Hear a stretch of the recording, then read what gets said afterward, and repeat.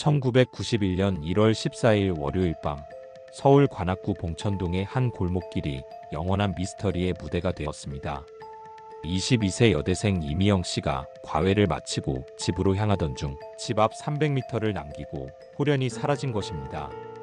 버스에서 내리는 모습이 마지막 목격이었고 그 후 33년이 지난 지금까지 그 어떤 흔적도 발견되지 않았습니다. 대학가 한복판에서 벌어진 이 불가사의한 실종은 무엇을 의미하는 것일까요? 본 영상은 실제 기록을 바탕으로 하되 일부 각색이 포함됩니다. 1991년 대한민국은 격동의 시대를 지나고 있었습니다. 1987년 6월 항쟁 이후 본격적인 민주화 시대가 열리면서 사회 전반에 자유로운 바람이 불고 있었습니다. 하지만 급격한 변화 속에서 사회의 어두운 면들도 함께 드러나고 있었습니다. 강력 범죄가 증가하는 추세였고 특히 젊은 여성들을 겨냥한 범죄들이 사회적 불안을 키우고 있었습니다. 서울 관악구 봉천동은 1970년대 서울대학교 관악캠퍼스 이전 이후 대표적인 대학가로 자리 잡았습니다.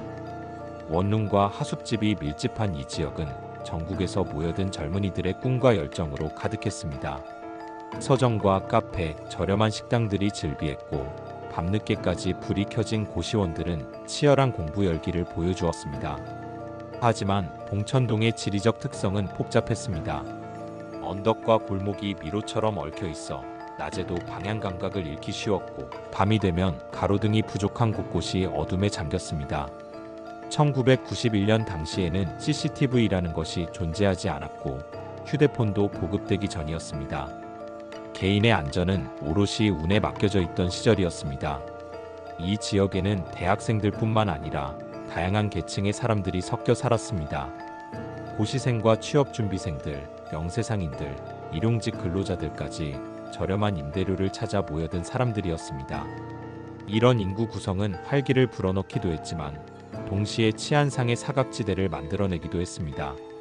당시 경찰의 수사 여건은 지금과 비교할 수 없을 정도로 열악했습니다. 과학수사라는 개념 자체가 생소했고 모든 것을 발품과 경험에 의존해야 했습니다.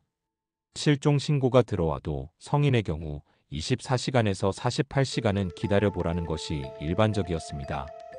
단순 가출이나 개인적인 사정으로 연락을 끊는 경우가 많다고 여겨졌기 때문입니다. 특히 대학생의 실종에 대해서는 더욱 관대했습니다. 1980년대 말부터 1990년대 초까지는 학생운동이 활발했던 시기여서 정치적인 이유로 잠시 잠적하는 경우가 종종 있었기 때문입니다. 경찰 입장에서는 며칠 정도 지나면 돌아올 것이라고 생각하는 것이 자연스러웠습니다.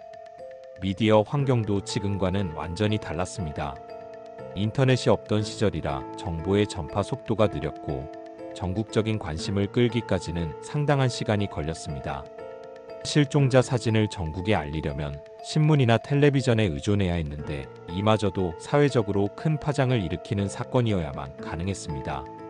이미영 씨는 1969년생으로 경기도의 한 소도시에서 태어났습니다. 아버지는 고등학교 교사였고 어머니는 전업주부였습니다. 3남매 중 둘째로 태어난 그녀는 어려서부터 조용하고 성실한 성격으로 주변의 사랑을 받았습니다. 공부를 좋아했고 특히 문학에 대한 관심이 깊어 장래 희망은 국어교사가 되는 것이었습니다.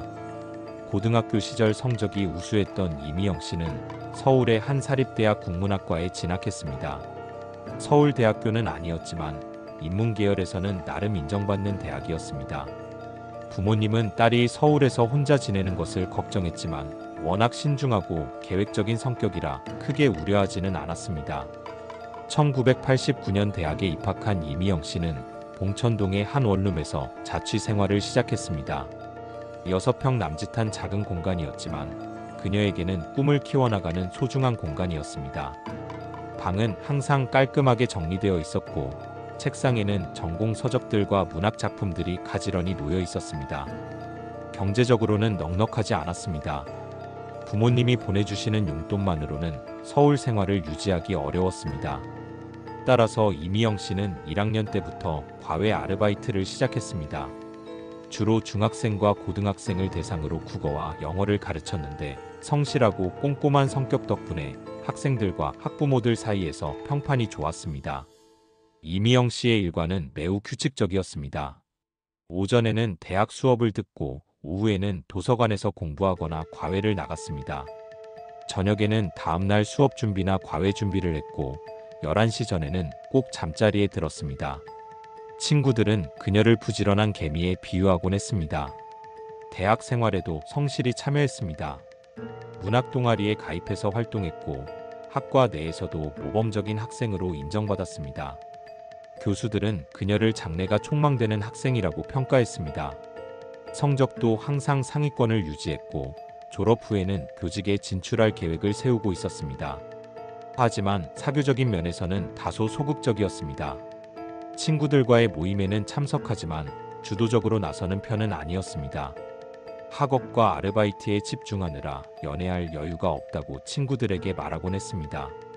부모님도 공부에 집중하는 딸의 모습을 대견해했습니다. 가족과의 관계는 매우 돈독했습니다. 일주일에 한 번은 반드시 집에 안부 전화를 드렸고 방학 때는 집에서 보내는 시간을 소중히 여겼습니다. 특히 어머니와는 서신을 주고받을 정도로 가까웠습니다.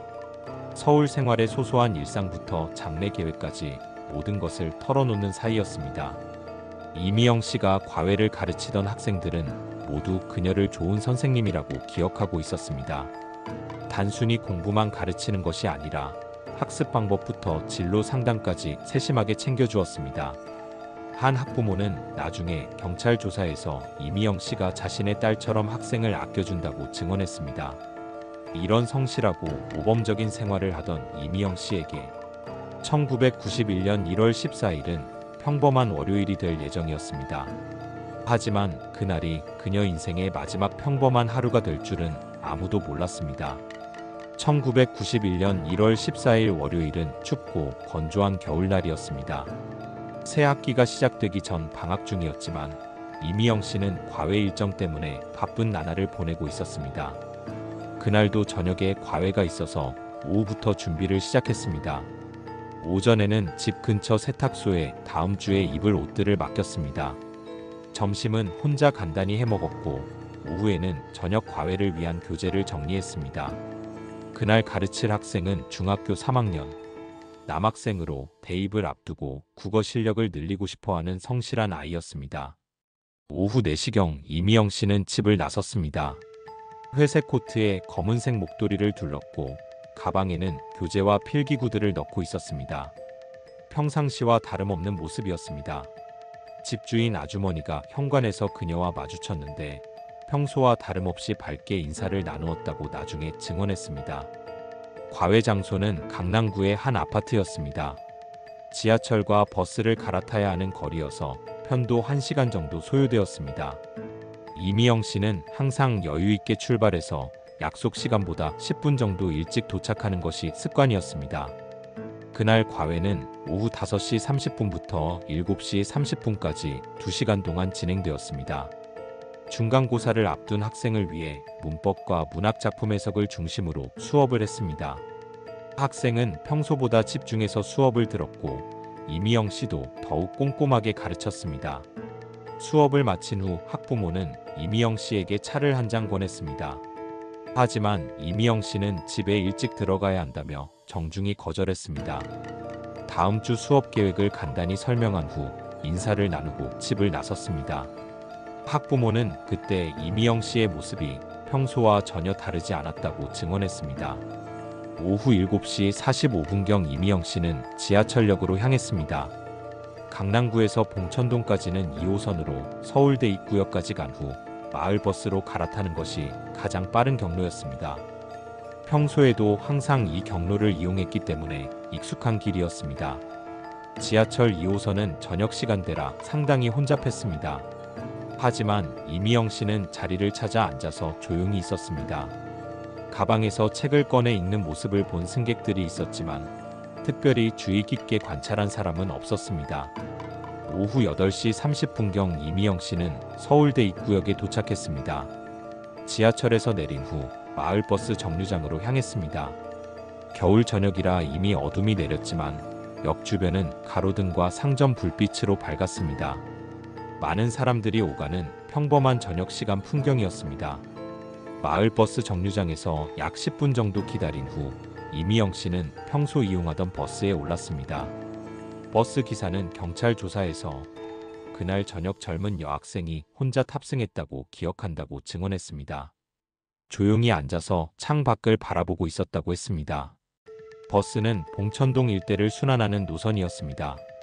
이미영 씨의 집과 가장 가까운 정류장까지는 약 15분 정도 걸렸습니다. 버스 안에는 저녁 시간대라 퇴근하는 직장인들과 학생들이 함께 타고 있었습니다. 특별히 수상한 승객은 없어 보였습니다. 오후 9시 10분경 이미영 씨는 목적지 정류장에서 내렸습니다.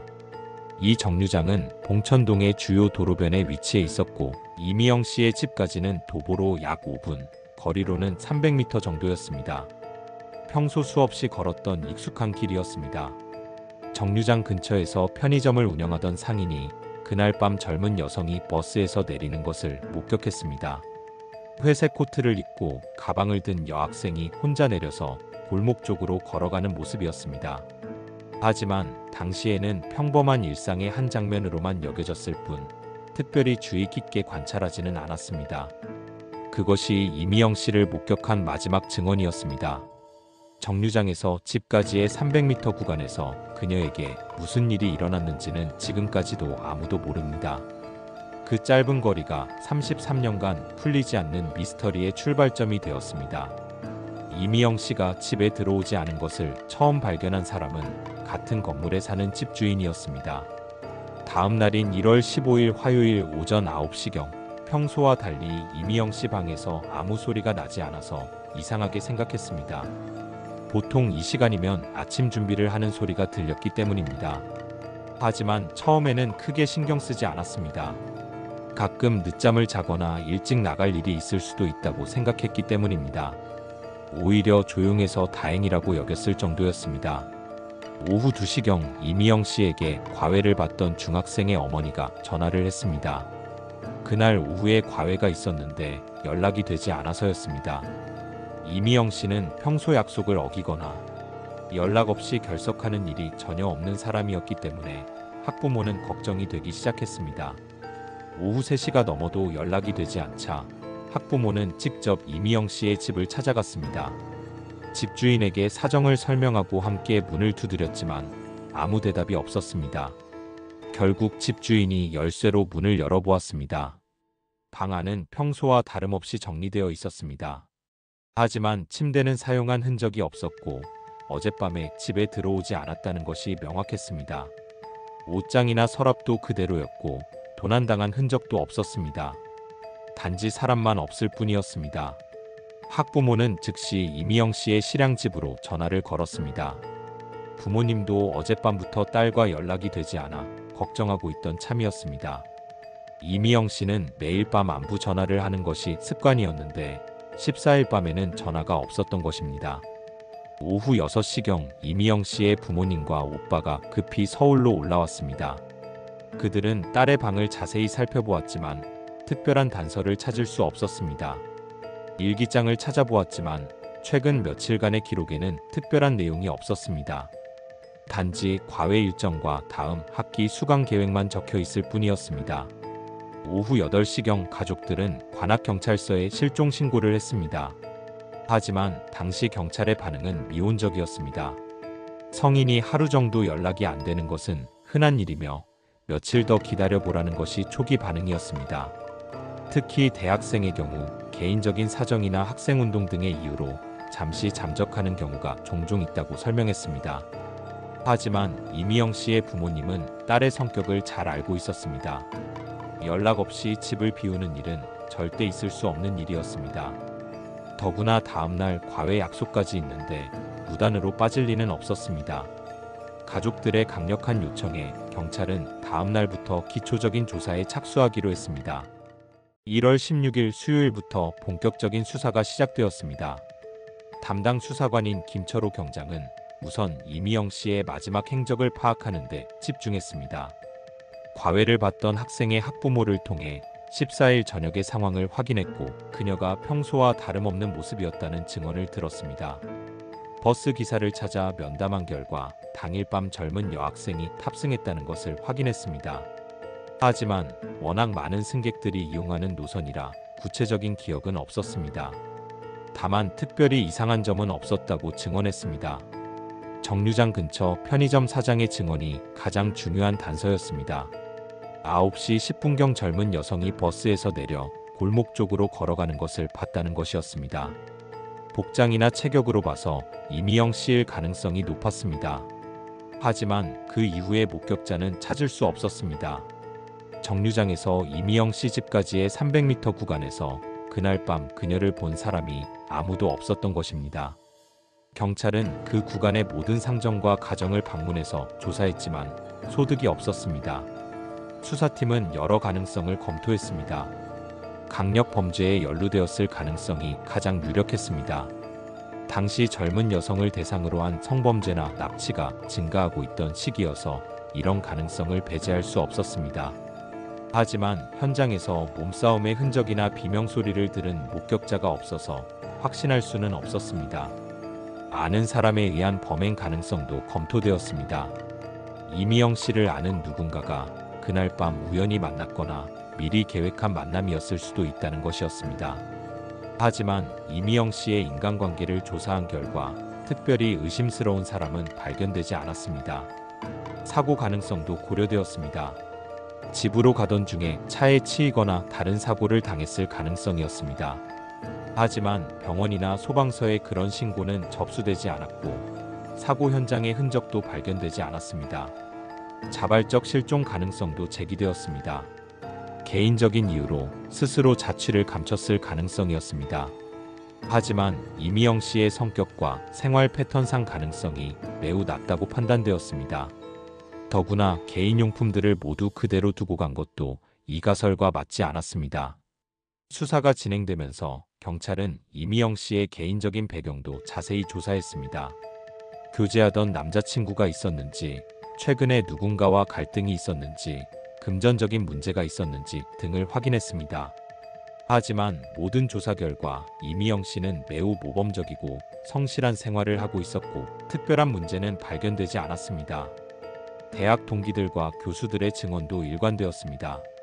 이미영 씨는 조용하지만 성실한 학생이었고 최근에도 평소와 다름없는 모습이었다고 했습니다.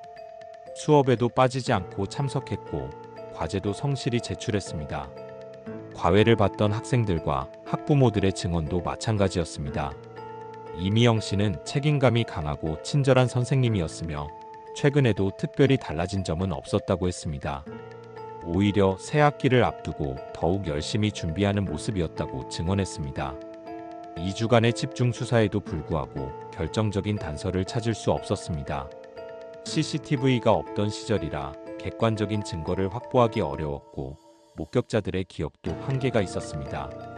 특히 실종 구간이 단 300m에 불과해서 더욱 수수께끼 같은 사건이었습니다.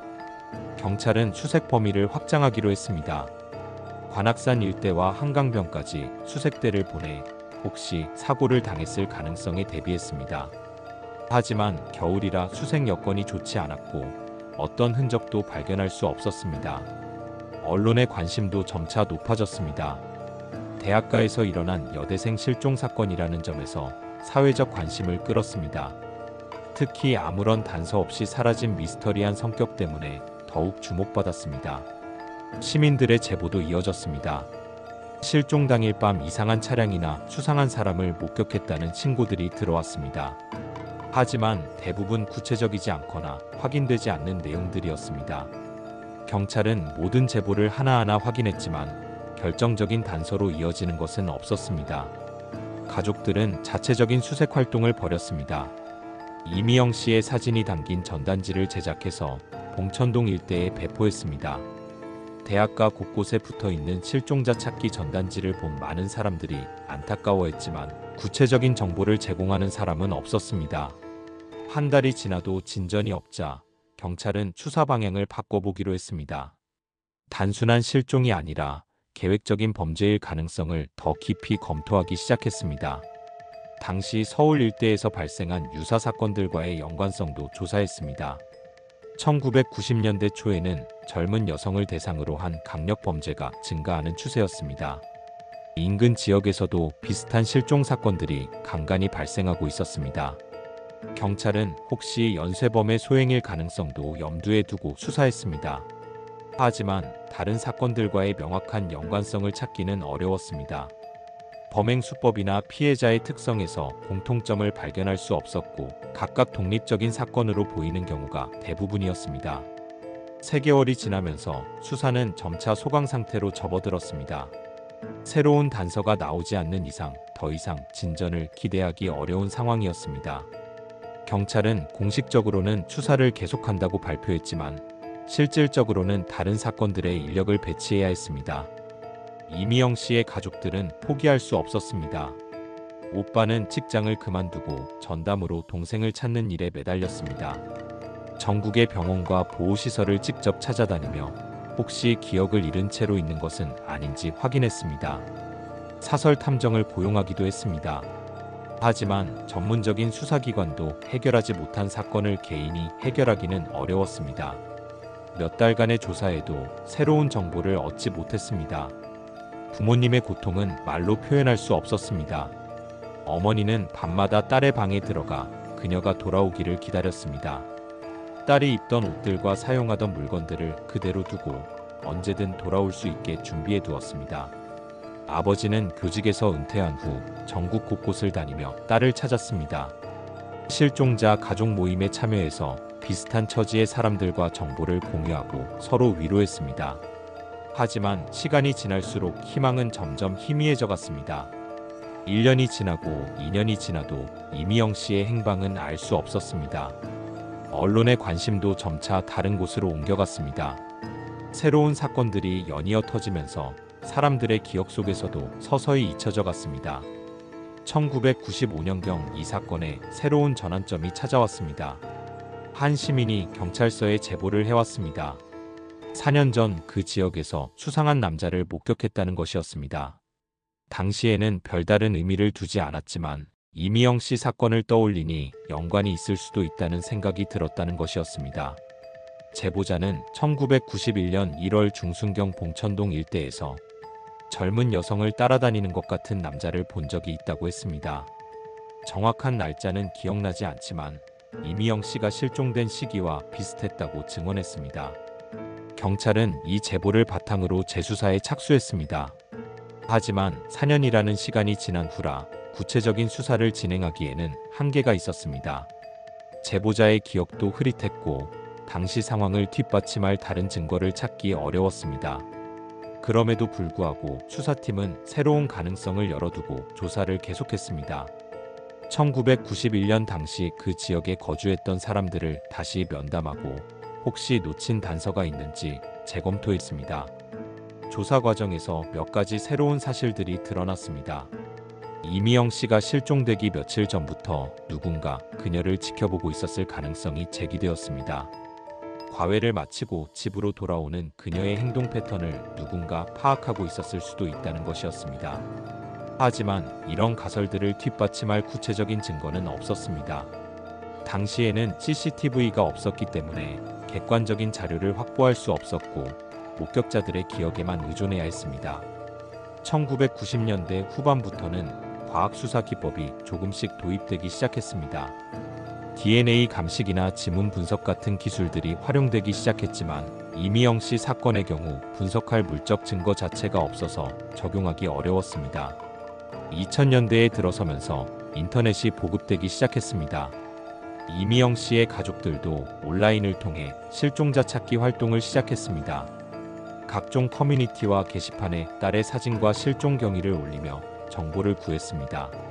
인터넷을 통해 전국의 사람들이 이 사건을 알게 되었고 간간히 제보도 들어왔습니다. 하지만 대부분 오인이거나 착각인 경우가 많았습니다. 그럼에도 가족들은 포기하지 않고 모든 제보를 하나하나 확인해 나갔습니다. 2005년경에는 이 사건이 텔레비전의 미스터리 프로그램에서 다뤄지기도 했습니다. 전문가들이 참여해서 사건을 재구성하고 여러 가설들을 제시했지만 결정적인 해답을 찾지는 못했습니다. 방송 이후 시청자들의 제보가 쇄도했습니다. 전국 각지에서 비슷한 여성을 봤다는 신고들이 들어왔습니다. 경찰과 가족들은 모든 제보를 확인했지만 이미영 씨와 연결되는 것은 없었습니다. 시간이 흐르면서 수사 환경도 크게 발전했습니다. CCTV가 보편화되었고 휴대폰이 널리 보급되었습니다. GPS 추적이나 통신 기록 분석 같은 첨단 수사 기법들이 도입되었습니다. 하지만 이런 기술들도 이미영 씨 사건에는 소급 적용할 수 없었습니다. 사건이 발생한 1991년에는 이런 기술들이 존재하지 않았기 때문입니다. 오직 당시에 남겨진 제한적인 증거와 증언에만 의존해야 했습니다. 2010년대에 들어서면서 미제 사건에 대한 사회적 관심이 다시 높아졌습니다. 각종 미디어에서 오래된 미해결 사건들을 재조명하는 프로그램들이 늘어났고 이미영 씨 사건도 여러 차례 소개되었습니다. 새로운 세대들이 이 사건을 알게 되면서 다양한 관점의 분석들이 제시되었습니다. 범죄 심리학자들, 프로파일러들, 수사 전문가들이 참여해서 사건을 재검토했지만 여전히 명확한 답을 찾지는 못했습니다. 인공지능과 빅데이터 분석 기술이 발달하면서 이런 기술들을 미제 사건 해결에 활용하려는 시도들도 나타났습니다. 과거의 수사 기록들을 디지털화해서 새로운 패턴을 찾으려는 노력들이 이어졌습니다. 하지만 이미영 씨 사건의 경우 기본적인 데이터 자체가 부족해서 이런 기술들을 효과적으로 활용하기 어려웠습니다. 당시의 수사 기록도 제한적이었고 분석할 수 있는 객관적 자료가 거의 없었기 때문입니다. 2020년대에 들어와서도 이 사건은 여전히 미해결 상태로 남아 있습니다. 30년이 넘는 시간이 흘렀지만 이미영 씨의 생사나 행방에 대한 어떤 정보도 없습니다. 통계적으로 볼 때 장기간 실종된 사람이 생존해 있을 가능성은 매우 낮습니다. 하지만 시신이 발견되지 않은 이상 공식적으로는 실종 상태로 분류되어 있습니다. 이미영 씨의 부모님은 이미 세상을 떠났습니다. 아버지는 2010년에, 어머니는 2015년에 각각 세상을 떠나면서도 끝까지 딸의 소식을 기다렸습니다. 임종 직전까지 딸 이름을 부르셨다고 합니다. 현재는 오빠가 혼자서 동생을 찾는 일을 계속하고 있습니다. 이제 60대가 된 그는 여전히 포기하지 않고 있습니다. 새로운 기술이 나올 때마다, 유사한 사건이 해결될 때마다 혹시 동생 사건에도 실마리가 될 수 있을까 하는 희망을 갖고 있습니다. 이 사건은 1990년대 초 한국 사회의 여러 측면을 보여주는 상징적인 사례가 되었습니다. 무엇보다 개인의 안전이 얼마나 취약했는지를 보여줍니다. CCTV나 휴대폰 같은 현대적 보안 수단이 없던 시절, 평범한 일상 중에도 예상치 못한 위험이 도사리고 있었던 것입니다. 여성의 안전 문제에 대한 사회적 인식을 높이는 계기가 되기도 했습니다. 대학가라고 해서 반드시 안전한 것은 아니며 밤늦은 시간 혼자 다니는 것의 위험성에 대한 경각심이 높아졌습니다. 실종자 가족들의 고통과 사회적 지원의 필요성도 부각되었습니다. 당시에는 실종자 가족을 위한 체계적인 지원 시스템이 없었습니다. 모든 것을 가족들이 개인적으로 해결해야 했고 경제적 부담도 컸습니다. 이런 문제의식을 바탕으로 실종자 가족 지원 제도가 점차 발전했습니다. 정부 차원의 실종자 찾기 사업이 체계화되었고 민간 단체들의 활동도 활발해졌습니다. 법률적으로도 변화가 있었습니다. 실종 신고 접수 기준이 완화되었고 초기 대응 체계가 개선되었습니다. 성인이라도 평소 행동 패턴과 다르면 즉시 수사에 착수하는 것이 원칙이 되었습니다. 과학수사 기법의 발전에도 이런 사건들이 동력이 되었습니다. DNA 데이터베이스 구축, 디지털 포렌식 기술 개발, 프로파일링 기법 도입 등이 체계화되었습니다. 도시 계획 측면에서도 변화가 있었습니다. 봉천동을 비롯한 대학가의 안전시설이 점차 개선되었습니다. 가로등이 늘어나고 비상벨이 설치되었으며 경찰 순찰도 강화되었습니다. 대학들도 학생들의 안전에 더욱 관심을 갖게 되었습니다. 야간 자율방범대가 조직되었고 안전귀가 서비스도 시작되었습니다. 특히 여학생들을 대상으로 한 안전교육이 강화되었습니다. 하지만 동시에 이 사건은 우리 사회의 한계도 드러냈습니다. 33년이 지난 지금도 해결되지 않은 이 사건은 수사 역량과 사회 안전망의 한계를 보여줍니다. 물적 증거 없이는 사건 해결이 매우 어렵다는 현실적 한계를 보여주기도 합니다. 시간이 지나면서 사회적 관심이 줄어드는 것도 문제점으로 지적됩니다. 미제 사건에 대한 지속적인 관심과 수사가 필요하지만 현실적으로는 새로운 사건들의 우선순위가 밀려날 수밖에 없는 구조적 한계가 있습니다. 이런 한계들을 극복하기 위해 다양한 노력들이 이루어지고 있습니다. 미제 사건 전담팀이 구성되어 정기적으로 재수사를 시도하고 있고 새로운 과학기술이 개발될 때마다 적용 가능성을 검토하고 있습니다. 시민 참여형 수사 시스템도 도입되었습니다. 온라인을 통해 시민들이 제보할 수 있는 창구가 마련되었고 상금 제도를 통해 정보 제공을 유도하고 있습니다. 때로는 예상치 못한 곳에서 결정적 단서가 나올 수 있기 때문입니다. 국제 협력 시스템도 구축되었습니다. 실종자가 해외로 이동했을 가능성에 대비해 인터폴과의 협력 체계가 마련되었고 인신매매 등의 국제범죄 가능성도 검토하고 있습니다. 기술적 발전도 새로운 가능성을 열어주고 있습니다. 인공지능을 활용한 수사 기법, 빅데이터 분석을 통한 패턴 발견, 과거 자료의 디지털화 등이 미제 사건 해결에 도움이 될 수 있을 것으로 기대됩니다. 하지만 가장 중요한 것은 사회 구성원들의 지속적인 관심과 참여입니다. 미제 사건이 잊혀지지 않도록 하는 것, 새로운 정보가 있을 때 적극적으로 제보하는 것, 유사한 사건이 재발하지 않도록 예방에 힘쓰는 것이 필요합니다. 교육의 역할도 중요합니다. 안전교육을 통해 개인이 위험 상황을 인지하고 대처할 수 있는 능력을 기르는 것, 타인의 안전에 관심을 갖는 시민의식을 함양하는 것이 근본적인 해결책이 될 수 있습니다. 지역사회의 유대감 강화도 필요합니다. 개인주의가 심화되면서 이웃에 대한 관심이 줄어들고 있는데 이는 범죄 예방과 조기 발견에 불리한 환경을 만들고 있습니다. 서로를 배려하고 보살피는 공동체 문화의 회복이 중요합니다. 경제적 불평등 해소도 간접적으로 중요한 과제입니다. 많은 강력 범죄가 사회적 소외와 경제적 어려움과 관련이 있기 때문에 사회 안전망을 강화하고 모든 사람이 최소한의 인간다운 삶을 영위할 수 있도록 하는 것이 범죄 예방의 근본적 해결책이 될 수 있습니다. 1991년 봉천동 여대생 실종 사건은 우리에게 많은 교훈을 남겼습니다. 개인의 안전은 개인만의 책임이 아니라 사회 전체의 책임이라는 것, 작은 관심과 배려가 큰 차이를 만들 수 있다는 것, 그리고 포기하지 않는 노력이 언젠가는 결실을 맺을 수 있다는 것입니다. 33년이 넘는 시간이 흘렀지만 이 사건은 여전히 현재 진행형입니다. 이미영 씨의 가족들은 아직도 그녀의 소식을 기다리고 있고 수사 당국은 새로운 단서가 나오기를 희망하고 있습니다. 그리고 우리 사회는 이런 비극이 다시는 일어나지 않도록 하기 위해 계속 노력하고 있습니다. 이 사건을 기억하는 것은 단순히 과거의 미스터리에 대한 호기심 때문이 아닙니다. 그것은 우리가 어떤 사회에 살고 있고 어떤 사회를 만들어가야 하는지에 대한 성찰이기도 합니다. 22세의 꿈 많던 여대생이 어느 추운 겨울밤 홀연히 사라진 이 사건은 우리 모두에게 안전의 소중함과 서로에 대한 관심의 중요성을 일깨워주고 있습니다. 그리고 언젠가는 진실이 밝혀질 것이라는 희망을 잃지 않게 해주고 있습니다. 작은 단서라도 새로운 정보가 나온다면 이 사건은 언제든 다시 수면 위로 떠오를 수 있습니다. 과학기술의 발전이나 우연한 발견을 통해 30년 만에 실체가 드러날 가능성도 있습니다.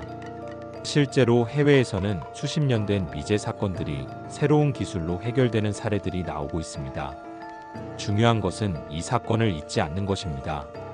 그리고 유사한 사건이 발생하지 않도록 예방하는 것입니다. 개인의 안전의식 향상, 사회 안전망 강화, 과학수사 기법 발전, 지역사회의 유대감 증진 등 모든 측면에서의 노력이 필요합니다. 1991년 봉천동 여대생 실종 사건은 단순한 미제 사건을 넘어 우리 사회의 안전과 연대에 대한 중요한 메시지를 담고 있습니다. 이 메시지를 기억하고 실천할 때 이미영 씨와 그 가족들의 고통이 헛되지 않을 것이며 더 안전하고 따뜻한 사회를 만들어갈 수 있을 것입니다. 33년이 지난 지금도 계속되고 있는 이 이야기가 언젠가는 완결될 수 있기를, 그리고 그때까지 우리 모두가 서로의 안전과 행복을 지켜주는 든든한 동반자가 될 수 있기를 바랍니다. 같은 비극이 반복되지 않기를 바라며 이상 사건록이었습니다. 안온한 밤 되세요.